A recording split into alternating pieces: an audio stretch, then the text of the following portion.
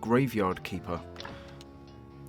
I'm just going to start a new game. Now, a lot of people have compared this to sort of a darker Stardew Valley. It looks very much like Stardew Valley.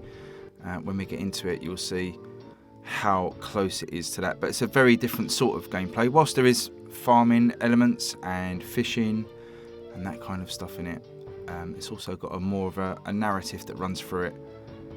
We'll get to that cutscene in a moment. But there's also a more sort of focused element to the gameplay as well. So while it's not just all sort of farming and surviving on a farm, you do have a task to do, and that's obviously to keep a graveyard. So this surprised me when I first played this. I've seen screenshots of the game before and seen footage of it running, but I didn't know it sort of started like this. So if you don't want a spoiler, I'd guess skip ahead sort of 10 seconds or so. It doesn't go on very long.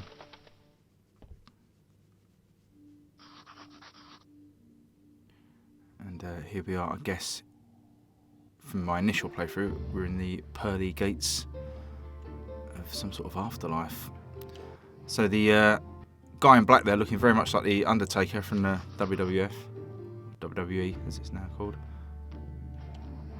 And there you are, so your bearded protagonist chatting away. We'll skip through this. I don't want to I don't want this video to go on too long, and also, you know, I'll let you guys read this yourself when you buy the game, because hopefully you will, because yeah, I've really enjoyed this so far. So as you can see, it looks very much like Stardew Valley. I'd say probably looks a little bit nicer. The pixel art is just amazing. The detail in the pixels is superb, and just there's so much variety and colour. Really, really impressed with the graphics. So our first task is to find someone called Jerry, and a helpful arrow there points us towards this grave. Holding down Y allows you to do actions, and all of the sort of mechanics of the game are slowly introduced over this tutorial, so it's quite a nice gentle introduction. So apparently this guy is Jerry, although he is a talking skull, because of course he is. And again, we're just going to skip through this, as he's just basically introducing you to the basics of the game.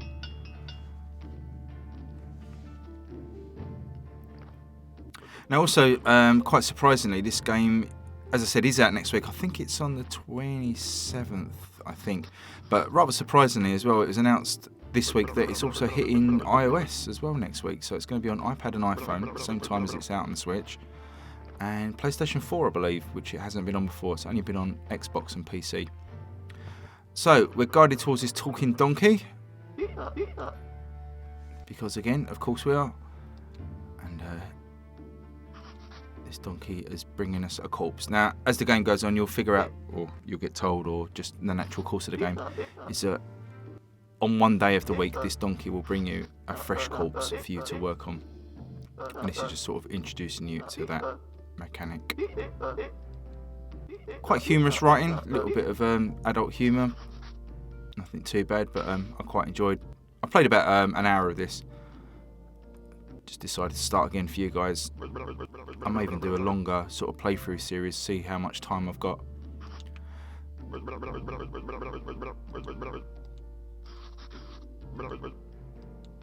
So we've got to pick this skull, pick this corpse up, and carry it into our morgue, underground lair.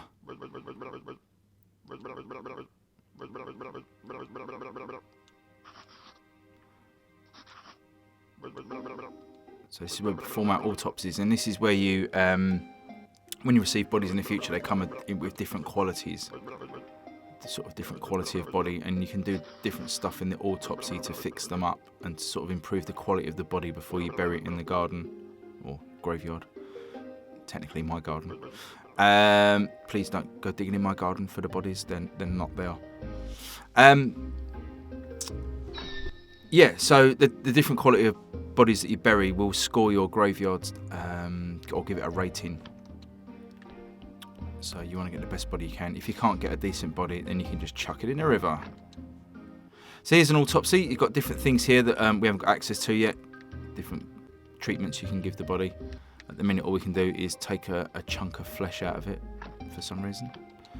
Well, the reason is we want to take that flesh to the local bar who will exchange it for a beer. And you can see here, as we've sort of learned how to get flesh from a body, we can now create burgers, sandwiches and baked meat. So very much a local autopsy store for local people. Probably if you're not from the UK or are aware of the League of Gentlemen, you probably won't get that. But anyway, right, so now I've got to bury the corpse. So we pick it up again. Controls feel super tight, no problem with that at all. Everything's really cool. This is our graveyard.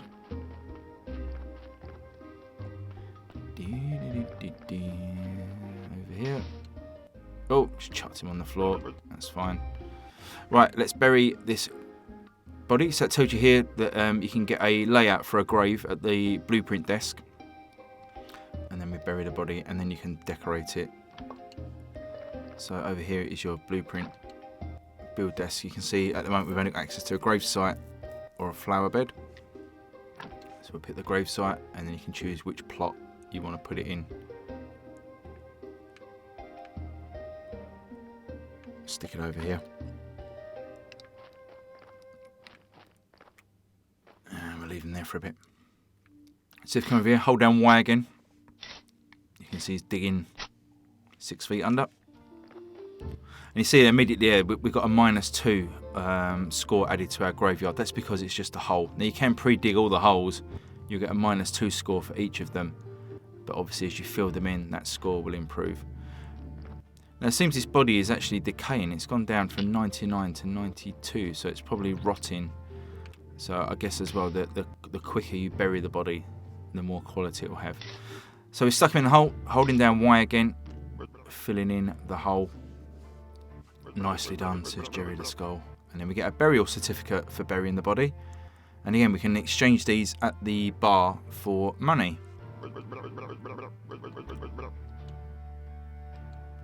And here comes the boss of the graveyard, the bishop. Again, pixel art on these characters is superb. As we sort of move through this short video, you'll see sort of how some of the characters look so different and they're really colourful. So he says your graveyard is a mess and we're not going to promote you to a cleric until we fix it. So we've got the quality score, that's what it's telling us here basically. The quality of the skulls is like your score, and you can repair graves and sort of do them up and tart them up a bit to get better scores. So as soon as your graveyard quality is at least 5 skulls, we'll be pleased to promote you. Just skip. And he's basically saying he comes on every... I don't know what the name of the days are. There's like 6 days. And I did look at a guide earlier, and they're sort of named after the... It's really odd. They're named after the 7 sins, but there's only 6 of them. So anyway, he comes on one of the days. I'll get the names sorted out.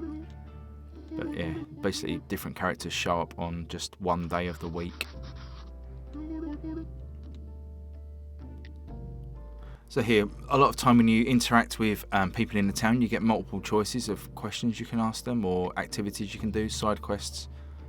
So here I can ask him a few things, or we can just leave. And here's another little tutorial about technologies. So it tells you about the craft tree. There's quite a deep craft tree in the game. And you can see you get different points here. So red points are your handcrafting skills for making things. Green points are knowledge and nature. And blue points are knowledge of the immaterial world, sorry. So sort of your more spooky stuff. It says at the bottom you earn points by simply doing anything. Also you get points by studying new items at a special table. So here we've got a new blueprint for a stone stockpile and information on how to gather stone rock.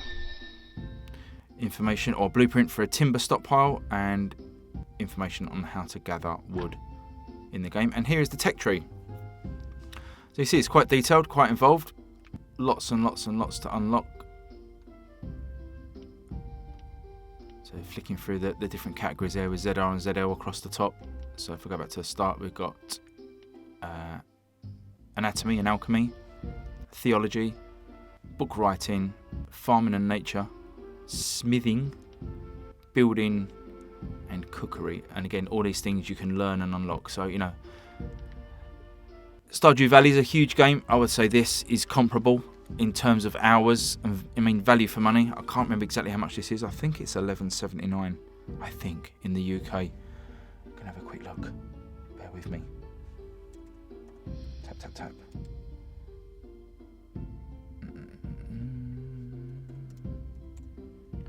Should get this information before I start a feed. Okay, so Graveyard Keeper out on the 27th, and standard price usually of $19.99 and £17.99 actually, but there is a, I think, 15% discount. So if you pick this up, $17.99 and £16.99 if you can pick it up before release. So also across the top we've got a tab for character. So here's all your gear, items, puffs and perks. Puffs and perks? Buffs and perks.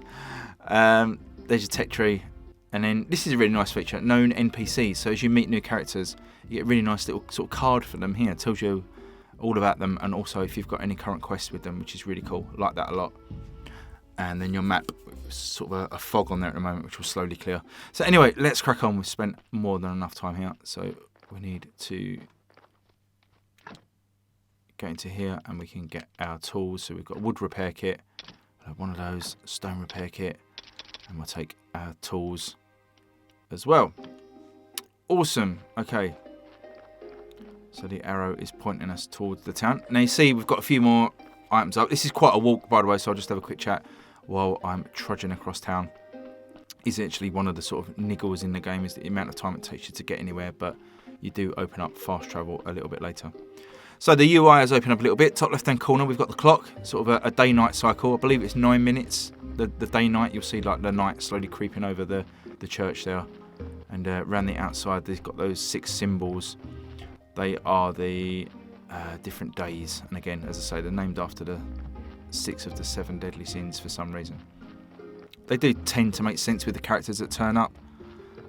But we'll get more into that in another series. So top right hand corner, location where we are, so we're in the village. Bottom left hand corner, we've got like a quick hotbar that you can assign to the D-pad. We haven't got that yet. And the blue bar in the top left hand corner is your energy. So everything you do in the game takes energy. When you run out of energy, you will pass out. So you, a bit like Stardew Valley, need to sleep. And sleeping will also save your game. So here we are inside the tavern. As you can see again, keep hammering on about it, but really nice graphics. Just so much more detailed than Stardew Valley. Guy here playing dice, and here's the barkeep we need to speak to. You see, as we approach him as well, top right hand corner tells you what character you're facing. So Horadric. Let's have a chat to him. It says, welcome to the Dead Horse Tavern. I'm Horadric. How may I help you?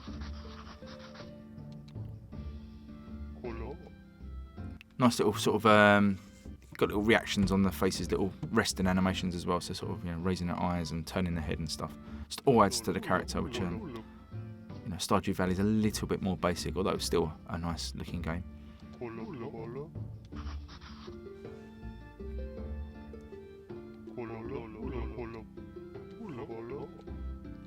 So let's get down to business. How can I help you? So we've got all these different options that we can speak to Horadric about. So as to what is this burial certificate? It says the bishop told me you would buy my burial certificates. Yes, he's right. As head of the village, according to the ancient contract, I have to trade it for money. Of course, only if I have money. So that point there is another big thing in the game. There's only a finite amount of money in the game. So, you know, characters haven't got infinite resources, and you actually have to trade with them, to, you know, to allow them to have money to buy other items off you. So that's quite a nice mechanic. So sort of there's an economy in the game that needs to be fulfilled. And as it says there, pilgrims will come to the church eventually and leave you coins that you can then spend with the merchants around the town, and then they'll have money of their own to sort of buy items off you and that kind of thing. So let's see if we can trade this meat. I'll be glad to buy it, but you need to see the royal meat stamp on it. So as you see now, top right hand corner, we've now got a side quest, or I guess it's a main quest, but that's where the side quest will pop up as well. So it's basically saying there was an incident with meat years ago. And all meat now has to be officially stamped.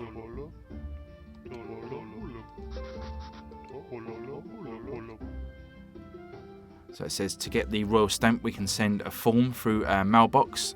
It will cost a lot. There is another way. There's a fake stamp. If we meet a guy called Snake. He hasn't been seen for a while, but we can ask Ms. Charm. She comes on every red day, whatever day that is. And she will help us be able to find Snake. So that is our next task. So we can leave him. So you can see top right hand corner we've got find a stamp and sell them to Heredrick. And he's got another side quest for us. Could you kindly take this letter to the local blacksmith, Cresvold? Sure, where can I find him? Southeast corner of the village. So there you go, we've got a second task now for Heredrick. We need to take the letter to the blacksmith and return. Now you can see in the top left hand corner Ms. Charm is coming on the red day, and you can see we are currently on... where are we? Yeah, it depends on where the clock's going actually. We're currently on the purple day, I think, at the bottom. Just keeping on that clock as the sun goes down. So that way's blocked off. I think the blacksmith is over here. There we go.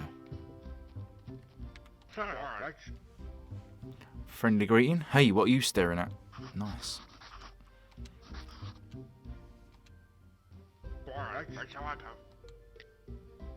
So we've got the letter there from Heredrick. So we give that to him.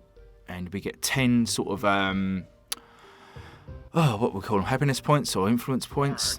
Each character's got those, and the more you unlock, the more they'll sort of interact with you and more stuff they'll do for you. So in the letter was basically asking Heredrick to get rid of slimes that have started to infest the town. And, instead of doing it himself, the blacksmith wants us to do it, so he's given us a rusty sword and an energy potion, and explained to us we can repair the sword at the whetstone behind him, and then go and kill the slimes. So this is a bit of an explanation popping up here about energy, basically saying you've got an energy bar, doing anything takes energy, and you can refill your energy with food and potions, and sleeping will also refill it. So we'll go over to here, we're going to craft, we're going to use our sword, and it sort of automatically selects the whetstone. Hold down Y to sharpen that up. You can see now as the time's gone on, sort of night's falling, as you look at that top left hand corner, the moon's coming up. So we need to get rid of these slimes, so it's X to attack, and you can see every time we swing our sword it's costing between 2 and 4 energy. We got rid of both of those, and we collected some green jelly. So back to the blacksmith. We tell him we've defeated the slimes,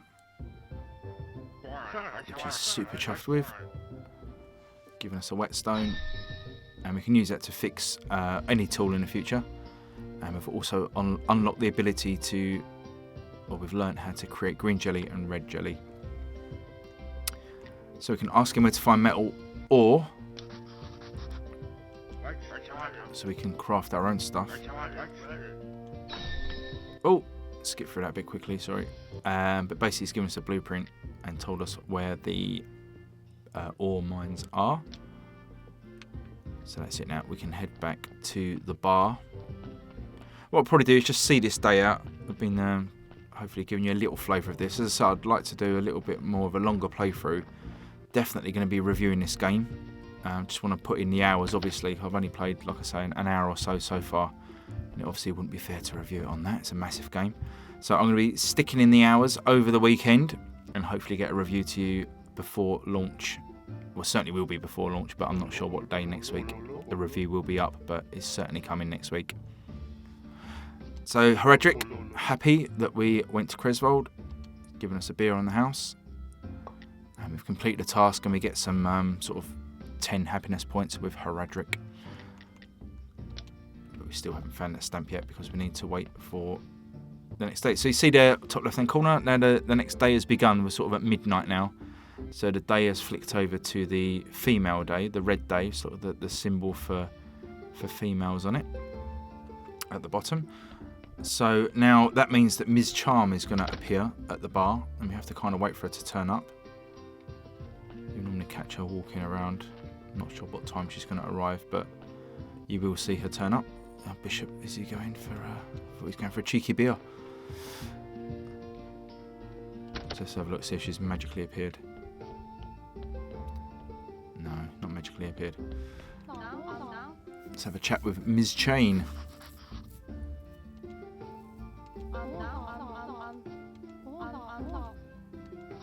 Herodric's wife.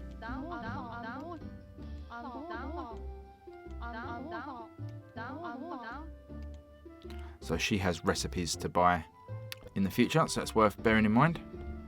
Let's just have one more quick check around to see where Ms. Charm is.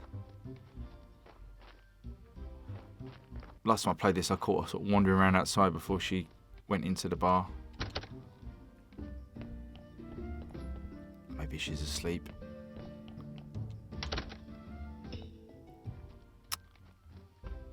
Okay. We'll leave it at that anyway. Right, okay, I think we will leave it there. Hopefully that's given you a flavour of what this game's like. As I say, it's out next week. Oh, there she is. There's Ms. Charm. So she's going to be going into there, and we can go and chat to her about Snake, but we'll leave that for another time. As I say, hope you enjoyed this video. Again, this is out next Friday. Remember to check this out on the store for that discount. It's certainly worth picking up. And as I say, it is out on iOS and PS4 as well, but we don't care about those. We only care about the Switch here at SwitchedOn. So keep an eye out for some content on this. I've also got other reviews going up over the next few days. And if you've got any questions about Graveyard Keeper, just hit me up below. And please subscribe if you're new and drop me a like.